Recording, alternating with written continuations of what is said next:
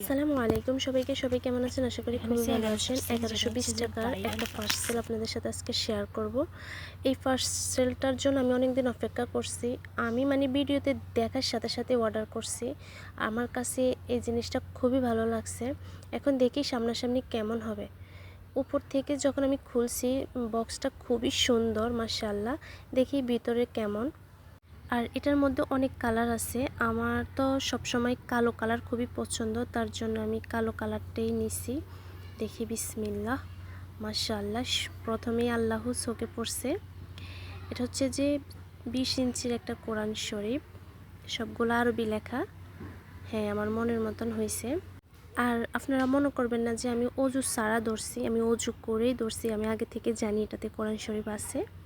তারপরে কোরআন শরীফ পড়ার পর মার্ক করে রাখার একটা কাঠটাও খুব সুন্দর। 2টা আতর। এটার ভিতরে কিসের আতর দেখি তো।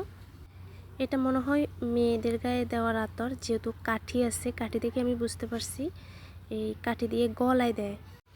এই আতরটার গ্রান কেমন আমি বলতে পারি না, যেহেতু আমার ঠান্ডা লাগছে, আমার নাক বন্ধ, তার জন্য আমি গ্রানটা নেই নাই। দেখি তারপরে কি দিছে। তারপরে দিছে একটা তবজি। তবজি হচ্ছে যে এটা 100 তবজি, 100 বুতাম এখানে।